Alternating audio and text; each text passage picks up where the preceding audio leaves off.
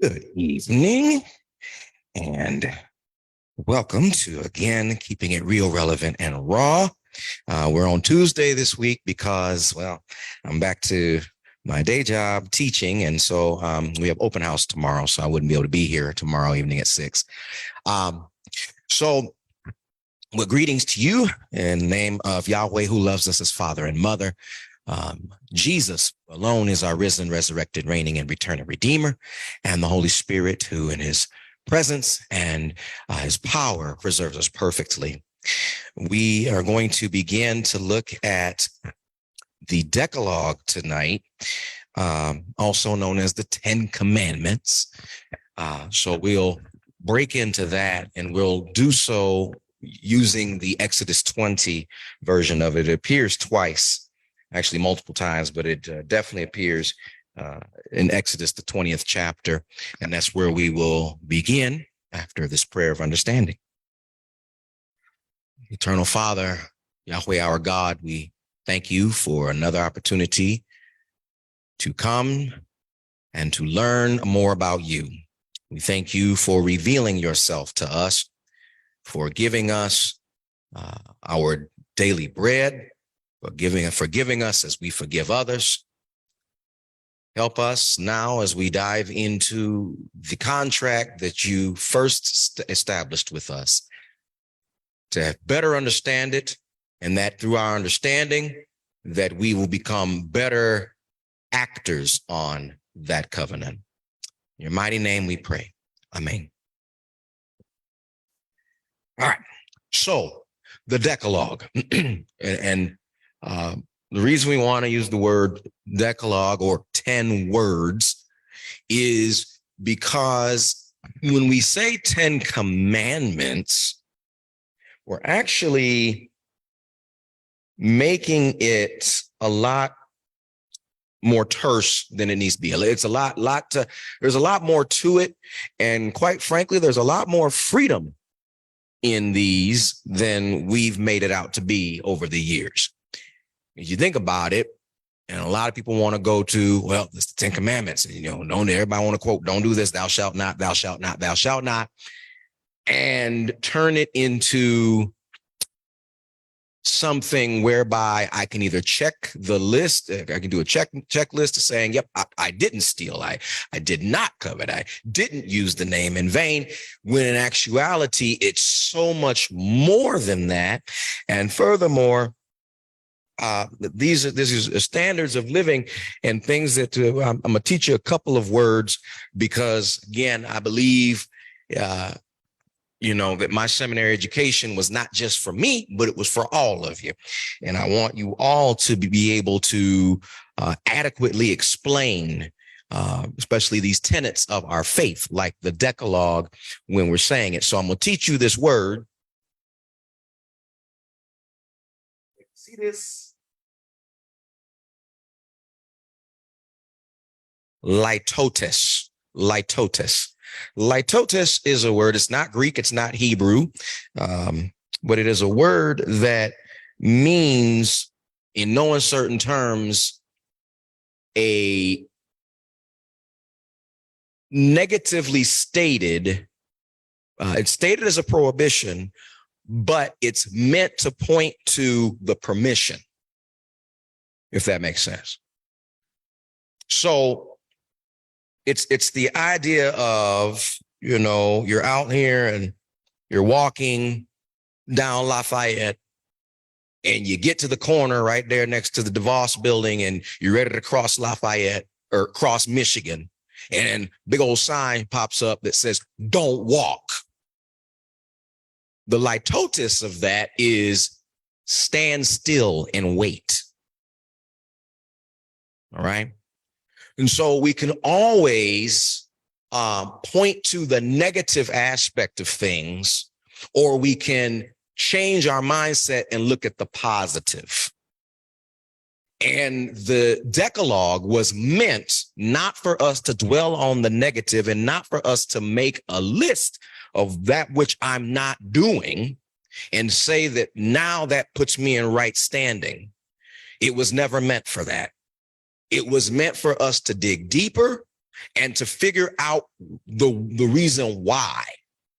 Why is this included in your 10 words? This is words that, if you recall, the setup of it, that now we got the children of Israel. They've been delivered out of the hand of bondage, and they're wild.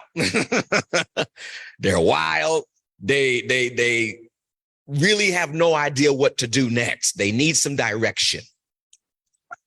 But they are not prepared yet to handle that direct instruction. And it's the same thing when we think about it. You and I are not prepared yet to handle direct instruction from Yahweh, because Yahweh's holiness is so great. You got to think about what it causes. You got to think about that even his glory, which is characterized, if you think about the wedding dress, his glory is characterized as the train of the robe, not the main part. But his holiness is so powerful that even the train of his robe, when it gets too close to a human being, can kill him. We're not ready for direct instruction. Yahweh knows this and says, okay, I gotta have a mediator here. I gotta go through someone. I'm gonna go through Moses, because Moses is the one that I've been using all this time. And I'm gonna give it to Moses, which of course we know he doesn't let Moses get too close. So he still has boundaries even for Moses, but he gives Moses these instructions, these words. He writes them with his very finger, which is interesting already, because we're talking about a disembodied spirit, Yahweh. He's a disembodied spirit, and yet the Bible says that with his very finger, he writes his words on 2 tablets. And so the image that we tend to have, we like to dispel fallacies that have happened over the years, and they've made for pretty art, but it's time for us to get stuff right, because when you know better, you do better. And the fallacy for many years has been, 1 through 5 is on one tablet and 6 through 10 is on the other. And that's just not how that works. When in actuality, what we've really discovered is that it's 2 tablets in which, and this is interesting, you're going to learn another word here in a second, and you'll see why I'm doing it the way that why it kind of has this bowed out effect, that it is that he wrote and it penetrated through the tablet, so that when he was writing one, the other one on the other side lined up with it. It'll make sense in a minute. Okay. And that's this word right here.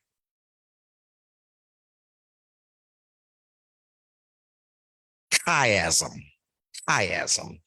What chiasm means, a chiastic poem is a poem that follows the structure ABBA, where the A's line up either in structure or in maybe alliteration. They might rhyme. There's something that the A's have in common. There's something that the B's have in common, or it can go ABC, CBA, whatever the case may be. You can put as many as you want to in there. Just so happens in this case, we go all the way to 5. But you're going to see as we get into this that 5 is directly related to 6, that 4 is directly related to 7, that et cetera, nauseam infinitum. So tonight, the plan is for us to look at 1 and 10. What are commonly referred to as commandments 1 and commandment 10. Then we're going to look at these words together to further understand what was going on. Now, again, as I get into the background of this, we have to understand that what makes the Decalogue special is not the prohibition, but if I dare use this term, the radical grace. The radical grace that, again, if we when we don't look at it from the negative perspective, but we see the permission that we're given, that there's a lot of freedom that's actually given to us in the Decalogue, because we've been delivered out of bondage. We are now a free people. And because we're now a free people, we have to understand how to live correctly and successfully as free people. So it was never meant to tie us down. It was never meant to give us something to look at. And, again, I'm a teacher and I do my best, even with my students. I really want to make sure that I am promoting the fact that in this class, you get to speak. Because in a lot of their classes, the teacher goes, "No, sit down, be quiet." In my class, you get to speak. I want you to speak. In my class, you get to move around. I really want to promote that. I think a lot of times it works a lot better than for me to say, "No, we're not going to do this." So we'll get, that's kind of the background, so you won't miss the breakdown. And we'll get into this to see exactly what's going on. So we're going to start with Exodus 20. And it says, I'll start right at the first verse. And God spoke all these words. Hadevarim, these words. God spoke all these words, saying, "I am Yahweh, your God." Pause. This is not, we're not extreme yet. We're not radical yet. This is very common. And I failed to mention this, that in the ancient Near East, gods made covenants all the time with their people. This is nothing new. That's why I said this is not out of the ordinary. What's out of the ordinary is what's in it, what he instructs us to do, because it's very common. And this follows every pattern of every Hammurabi code, of all the other codes that you could read if you study ancient Near Eastern deities and the pacts, the covenants that they make with their followers. You're going to see some very similar things in terms of the structure. Always starts off with the guarantor, if you will, the way that a lot of our contracts do. This party, and you name yourself, and you give an affiliation that says this is who I am within this contract. And now we go into the meat and potatoes of what's going on. So I am Yahweh, your God, who brought you out of Egypt, out of the land of slavery. Immediately, in terms of this affiliation, he establishes right off the bat that clearly I have goodwill towards you already. This is already the trigger for us to look at this, that even when there's a negative prohibition, I should see the positive in it, because I know that bondage was not fun. Bondage was not for my good. So clearly, if you're the one who brought me out of a bad situation, you have my good at heart. You had my good in your mind. You want me to think about that. That was important. It was important for him to say that right off the bat. So he then says, "You shall have no other gods before me." We're going to look at that today. So I won't say too much about it right now. "You shall not make for yourself an image in the form of anything in heaven above, or on the earth beneath, or in the waters below. You shall not bow down to them or worship them, for I, Yahweh, your God, am a jealous God, punishing the children for the sin of the parents to the third and fourth generation." You'll hear him say that again in Exodus 34:6. "Of those who hate me, but showing love to 1,000 generations of those who love me and keep my commandments." And that word love there is actually chesed, covenant loyalty. So continuing to be loyal to this covenant. "You shall not misuse the name of Yahweh, your God, for Yahweh will not hold anyone guiltless who misuses his name. Remember the Sabbath day by keeping it holy. 6 days you shall labor and do all your work, but the seventh day is a Sabbath unto Yahweh your God. On it you shall not do any work, neither you, nor your son or daughter, nor your male or female servant, nor your animals, nor any foreigner residing in your towns. For in 6 days Yahweh made the heavens and the earth and sea and all that is in them. But he rested on the seventh day. Therefore Yahweh blessed the Sabbath day and made it holy. Honor your father and your mother, so that you may live long in the land Yahweh your God is giving you. You shall not murder. You shall not commit adultery. You shall not steal. You shall not give false testimony against your neighbor. You shall not covet your neighbor's house. You shall not covet your neighbor's wife, or his male or female servant, his ox or donkey, or anything that belongs to your neighbor.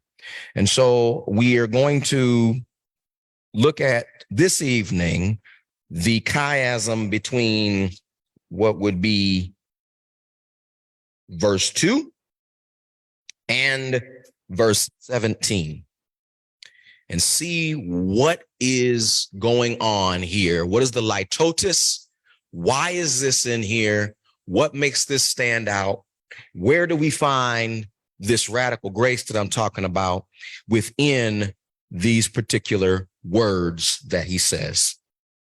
Well, and beginning right at the very beginning there, he says, I am Yahweh your God who brought you out of Egypt, out of the land of slavery. And so in order to really understand what's behind the first word, we've got to understand how the process of how by which he did, in fact, bring them out of Egypt, out of the land of slavery. And this is fresh in their minds. They haven't been too long delivered from Egypt.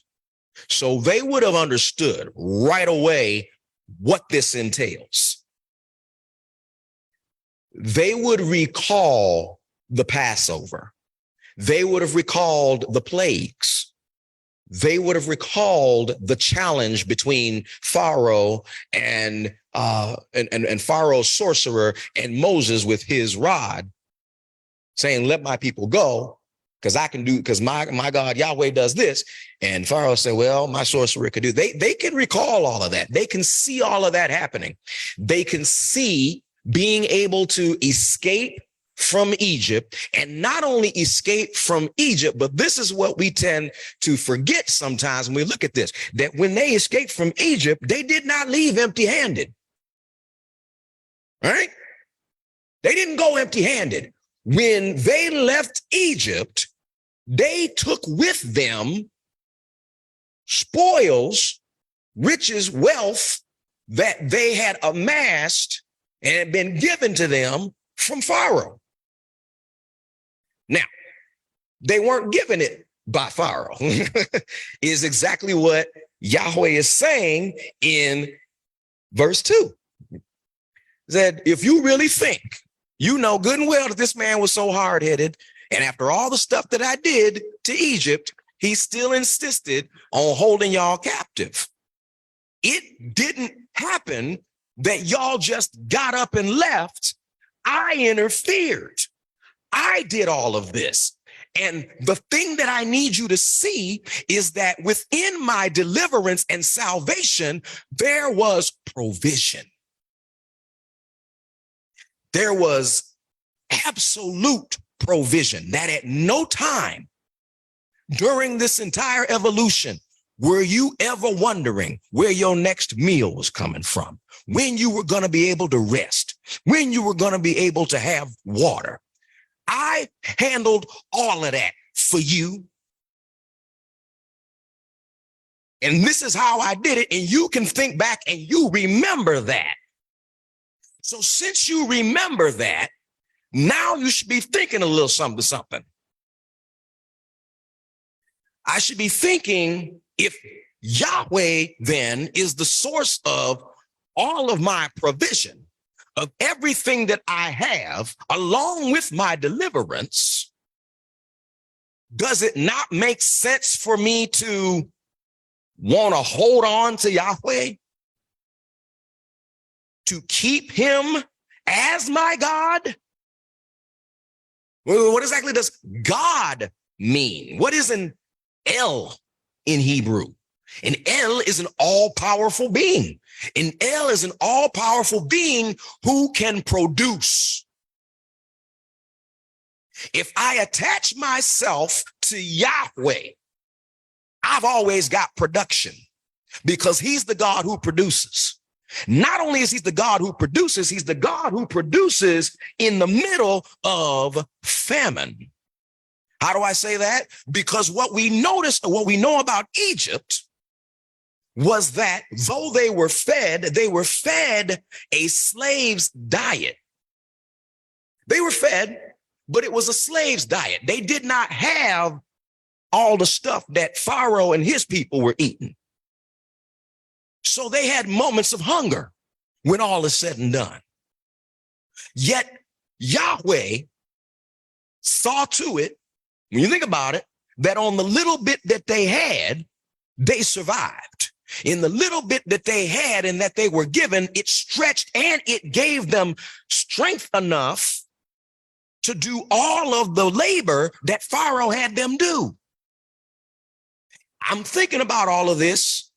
I'm attaching myself. I know that I've got Yahweh is my God. Yahweh is my producer. And if he's my producer and he produced in times of stress, in times of strife, in times of lack, he turned weakness into strength. This is what I need to see when I see that first word. That among everything else, just like I've already told you that anything that I'm about to say from here on out is going to be to help you produce. Anything that I'm getting ready to say after I introduce myself and I set up this covenant with you, it's designed to help you produce. That's what's important about this statement. I want you to produce. I want you to be fruitful. Where's the radical grace that when you read these other codes that are made with these deities and their followers, they don't want them to produce. They just want them to constantly be in service to them. Now, don't get me wrong. Yahweh's going to ask for service. He demands service. But here's the thing, that when we think about this, the same way that we think about it with our own families. Now, yes, there is a part of me that says, yeah, I help out mama because mama's mama and I love mama. But why do I love mama? I love mama because mama's mama. But mama has earned a lot of that. Yeah, she brought me into the world, and that's the first part. She brought me into this world, but after she brought me into this world, mama produced. Mama continued to produce for me. Mama continued to produce, mom and daddy, a roof over my head. Mom and daddy continued to produce food for my belly. Mom and daddy continued to produce clothes on my back. And how dare I, just in my right mind, turn myself away from someone who's producing for me? So it calls into place here, not forced, what's the word I'm looking for here? Devotion, not forced devotion, but rational. I used this word, I think, last week. Rational devotion. Sensible devotion. It just makes sense. How can I not love you when you produce? Yahweh says, other gods in their so-called pacts and contracts demand devotion. I say, think about what I've done for you. And if you truly think about how and what it means that I brought you out of Egypt and out of bondage and out of slavery, I don't have to demand you to honor me. I don't have to force you to give me devotion. It's going to be there. And I don't want robots. I don't want folk who don't think for themselves. I want my people to constantly be reminded that I produce. And I believe, Yahweh speaking, that if my people remember that I produce, that's going to produce a praise in them. That's going to produce the right response in them. It's going to produce them telling me thank you. It's going to produce them living a life that is pleasing to me. So how then does that tie in? The question becomes, like you said, to no covetousness. Go back to 17th chapter, or 17th verse, I'm sorry, because this is long. It says, you shall not covet your neighbor's house. You shall not covet your neighbor's wife, or his male or female servant, his ox or donkey, or anything that belongs to your neighbor. So, and this is always a funny word, because I remember when I was in Sunday school and vacation Bible school, and you learn the 10 Commandments, and you get to that with covet. And I don't, it was a long time ago, but I just don't ever believe that was really well explained to me. Because it's not a word that we use in our everyday language. Kill, steal, lie. Oh, yeah. You see that all the time. That's always on the news. No, nobody ever talk about covet.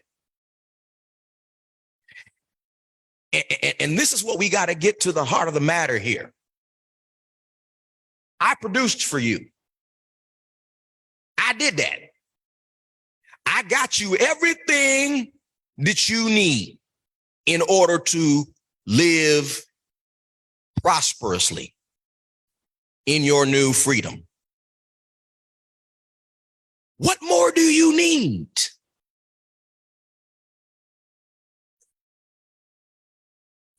I think the opposite of this, and I did a little research, and I found that there's two words here. There's two Hebrew words. Hamad is the word that means covet. Hamad.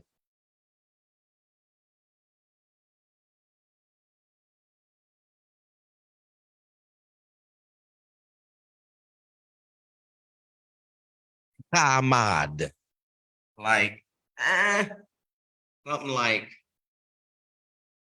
CHAMAHD.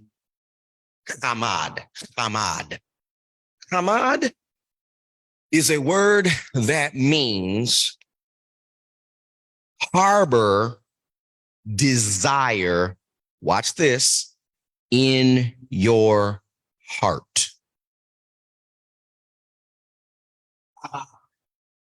Hamad, harbor desire in your heart. Harbor deep-seated desire. So harbor deep-seated desire. Don't do that. There's a low in front of that word. Low in Hebrew is not.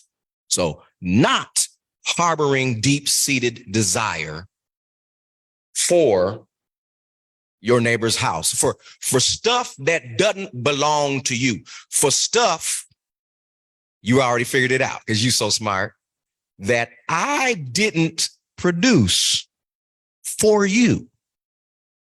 I produced stuff for you.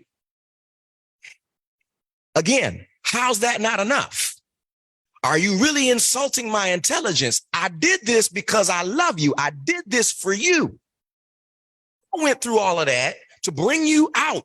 I want you to be free, and in your freedom, I want you to be prosperous. I'm giving you everything you need. What more could you possibly need? If you say and harbor in your deep-seated recesses something that more, you're saying that I didn't produce. And if you're saying that I didn't produce, then you're not serving Yahweh, because I produced. I'm telling you, when I started this thing, I'm the producer. So if you get to thinking for some reason that you don't have enough, you must not be on my team, because everybody on my team has enough, because I'm the producer. Okay, so there's deep-seated, remember we talked about litotes. We said we're going to look at the positive here, try to figure out why would this be here. So if I don't want you, if I'm Yahweh and I said I produce, and I don't want you to harbor deep-seated desire for other stuff that I haven't given to you, what do I want you to do? Clearly, and if you read enough commentaries, you'll see that part of the chiasm is that 1 and 10 are about my heart. 1 and 10 are about what's in my heart. So if 10 says, don't desire other stuff in my heart, then 1 must say, completely desire Yahweh in my heart.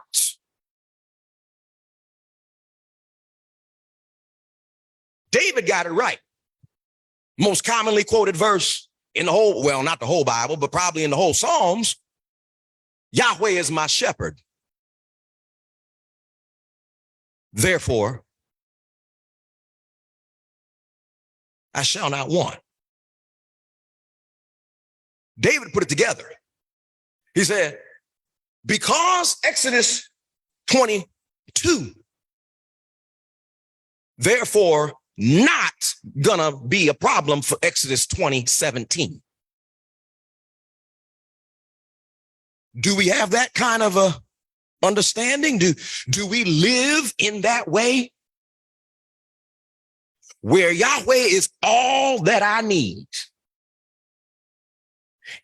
Where's the radicalness in this, that only Yahweh is, let me go back a little bit. We as a people, mankind, as a blessing and a curse, have senses. Our senses are a blessing and our senses are a curse. They're a curse because anything that can be perceived, I can always perceive better. I can always get to a point where something smells better. I can taste something, but something's going to taste better. I can see something, but there's something that looks better. I can hear something, but there's something that's going to sound better. That I always have this upper echelon in my mind that says, that was nice, but there's got to be another level. We're just naturally inclined that way, because we're, to tap into next week's KIR 3, because we're supposed to desire excellence. So we're naturally wired that way, but we got to be careful in the process that it doesn't lead us to, instead of make better use and do better with what I've got, to just try to get somebody else's. And to have this idea, going back to the Cain and Abel situation, that his favor is better than my favor. Who told you that? Where did you get that nonsense? Yahweh never said, I favor Avil more than I favor you, Cain. Where did you get that? How did you start thinking that? Because you've got a broken sense that there's something better I'm supposed to have. But here is this is where we get to where we start talking about radical. You want to talk about radical? Radical is about being extreme. And Nobody does extreme better than Yahweh.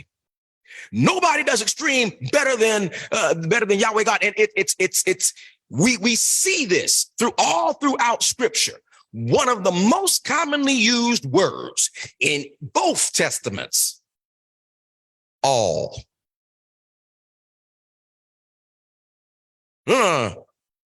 So when I have Yahweh, I don't harbor deep-seated lust or desire for what's better. No. When I have Yahweh, I harbor deep-seated lust and desire for the best. Because my God shall supply all my needs according to his riches in glory. All things work together for the good of they that love the Lord. And as a consequence, instead of wanting better, want the best. Know that I can give you the best. And understand that in this contract, if I'm all about giving you the best, the little quid pro quo ain't never hurt nobody. Love Yahweh God with all your heart and all your strength and all your very. I will bless Yahweh at all times. His radical production ought to make me believe and make me think. It ought to spur me to radical praise and radical action.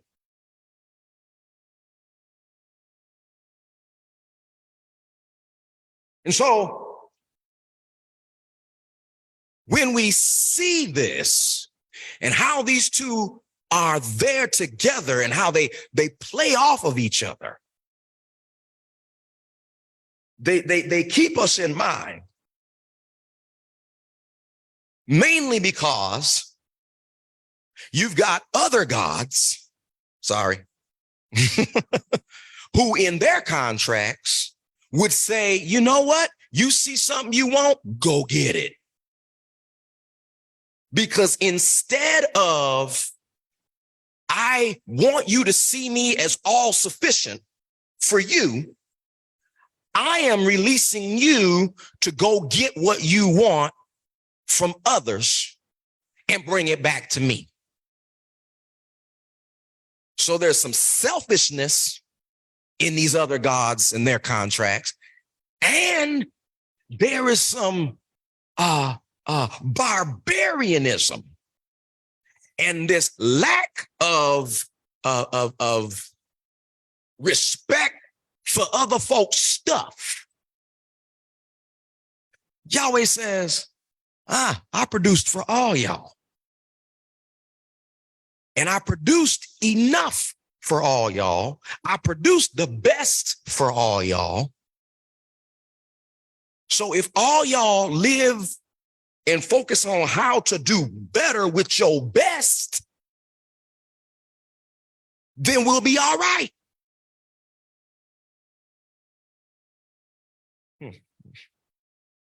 So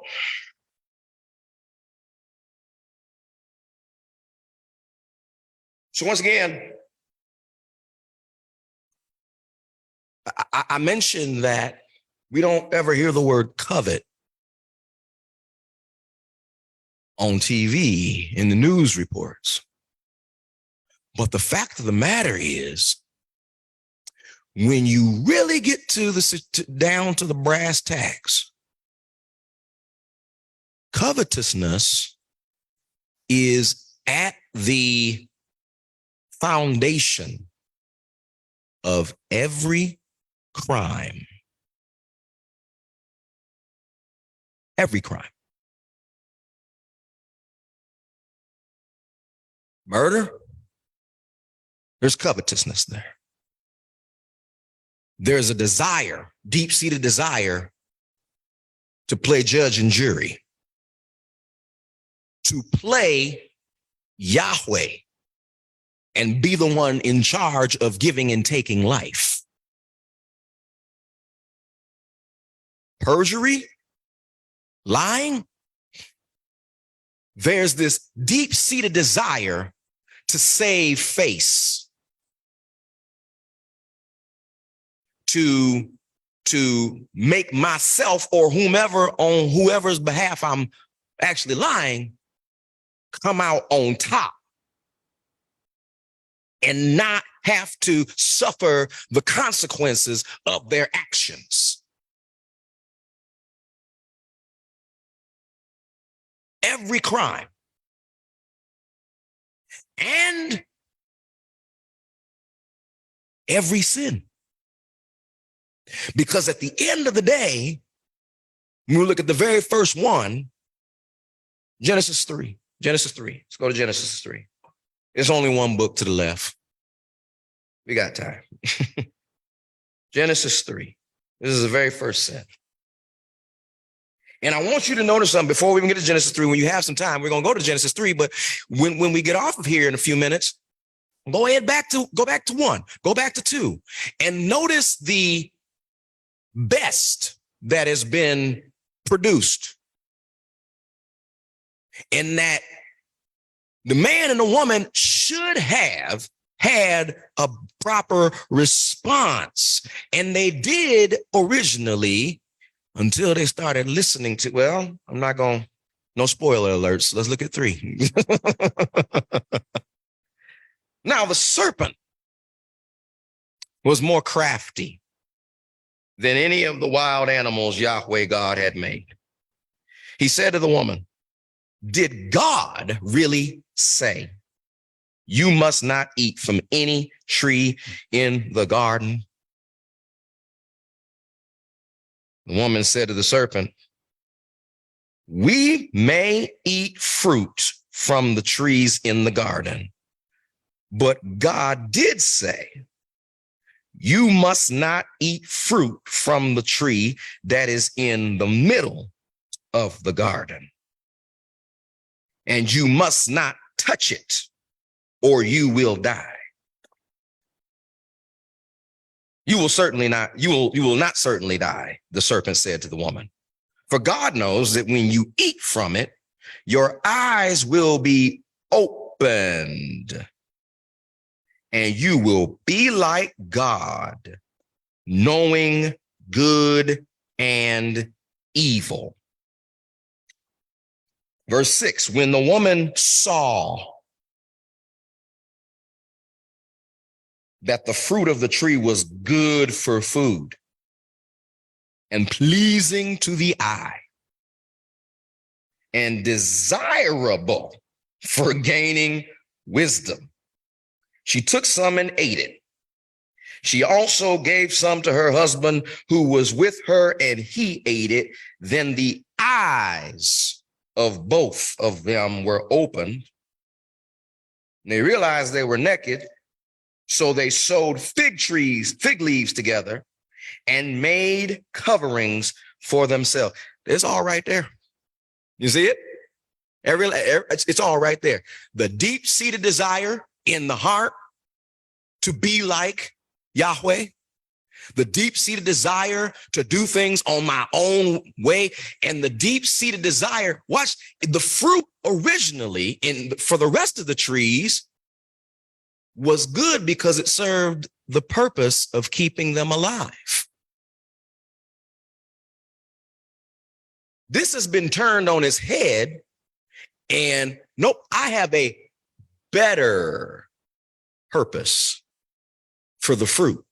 Now, not only does it need to taste, not only does it need to satisfy me and keep me alive, but it's got to look good. It's got to taste good. It already did. Here's the thing that we're missing. Again, that everything Yahweh did was good. Yahweh wanted them to have good tasting fruit. Yahweh wanted them to be sufficient together with one another in his image. Yahweh wanted them to be in the cool of the day and to not have to suffer through 109-degree temperatures like we're supposed to have next week. And I hope the air conditioning is on in my building. But through this act of covetousness, they made Yahweh no longer a producer. He doesn't produce the best. There's some lack in him. And whatever I lack because of him, I strike out on my own to make up for it. And in doing so, watch that.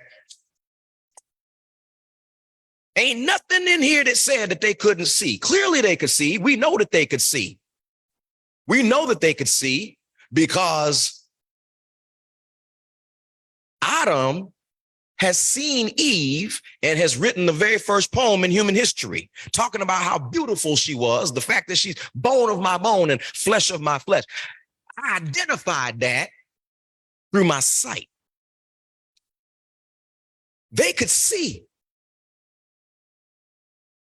But all of a sudden, you can't see enough to the point where you have to eat something so that your eyes are opened.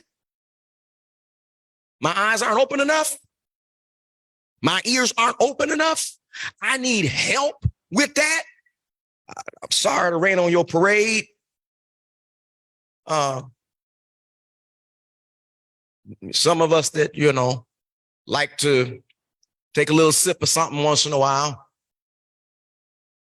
because it opens my eyes or it lowers my inhibitions, because my God didn't produce enough inhibition in me, because my God didn't make me chill enough for whatever the situation is. We all have vices. We all have vices. I got to check myself. Yahweh didn't produce enough clothes for you, Adriel. That you got to keep going out buying more clothes? That you can only wear one outfit at a time? I need to check myself. This is where greed comes from. The idea, greed comes from covetousness, that I lack something. And it's easy. It's easy to fall into that trap.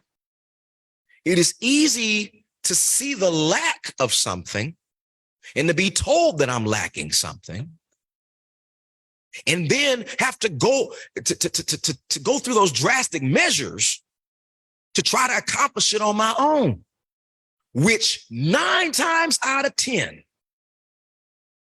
means I'm going to violate somebody else. This is why I got to have you skip back over to Exodus 20 real quick.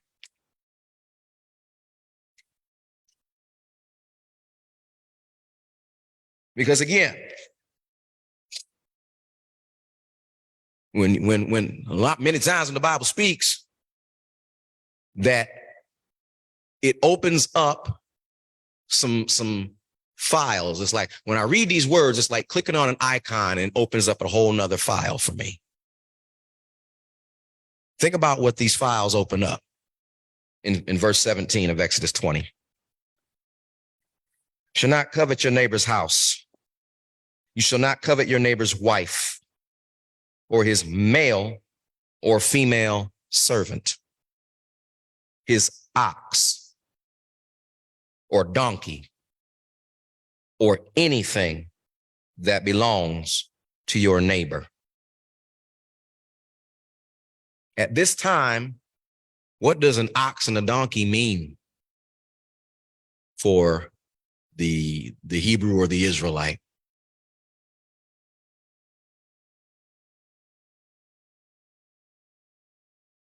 That's their means of livelihood. Oxen plow fields. That's their means of transportation. They ride on donkeys. The male or female servant.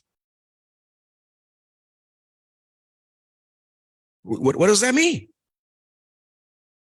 Why are we specifically being, yeah, there's a later that says anything that belongs, but there's specifics that are being called out. That these things, these individuals and these animals and these people that are mentioned are in danger of being violated, misused, and mistreated for the sake of me gaining more. I'm going to say that again. These things that represent livelihood, that represent status, and that represent sexual prowess are in danger of being mistreated and misused so that I can get ahead and acquire what I'm lacking. You can look at it metaphorically. How am I mistreating? And remember, the biblical definition of neighbor is not the person whose house is next door to mine. It's not the person whose apartment is next door to mine. Neighbor is whoever I see. Whose husband or wife am I violating so that I don't have to feel lack? Ooh, that hurts when we objectify other actors, actresses, models for the purpose because I lack sexual fulfillment.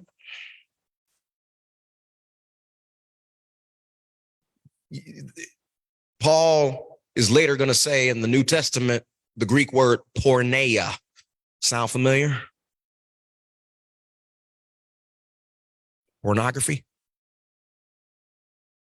Those people are violated for my pleasure. That the servants are violated, that I step on folks to maintain my status. My politicians that make laws that continue to keep 1% up here and 99% down here.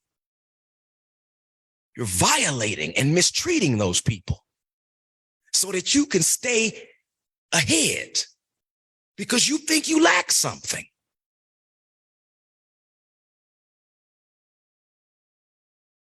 You're mistreating and misusing folk labor and the way people make a living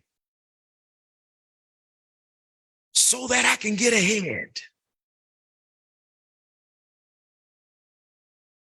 All that flies in the face of the God that produces the best so that I never lack. And Yahweh says, I am Yahweh your God. With me, you never lack. So when you harbor a desire in your heart, deep in your mind, let it be for me. Keep your mind focused on me. Because if your mind is focused on me, you will not listen when people tell you you don't have enough. And you won't harbor deep-seated desire for other people's stuff.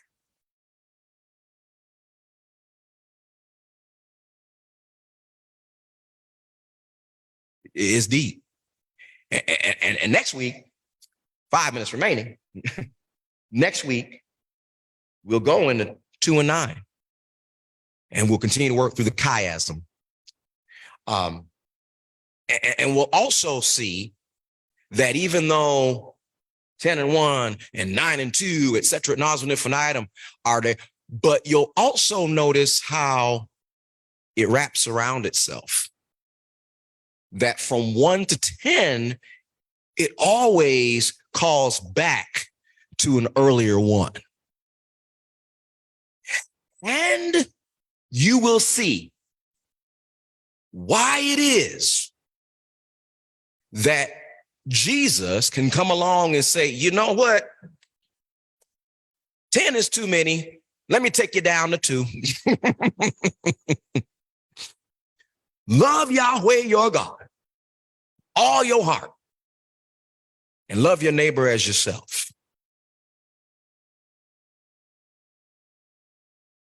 I think we went through that tonight. We talked about how this one affects my neighbor and how this one is going against loving Yahweh with all my heart, and vice versa. And you're going to see, I claim, we'll be able to look at that and make that connection through all of these chiasms throughout the remainder of our time looking at the Decalogue. As our time winds down, I am so pleased that you could join us this evening. Again, my apologies for the scheduling and how that happened in the future. I'll do better about making sure that we could stay on Wednesdays. Probably gonna have somebody else to cover for me, and that's perfectly fine because I don't need to do everything myself anyway. But as always, we continue to invite you to join us Sunday morning for our Foundations and Spiritual Transformation at 9 o'clock a.m. with Pastor Greg Vanderhorn's doing an excellent job with that as we look at parables. And then this also on Sunday is our 10 o'clock worship celebration that'll happen right after fast. And we look forward to seeing you then. Until next time, may Yahweh bless you and keep you. May he make his face to shine upon you as we lift each other in prayer and lift Yahweh in praise.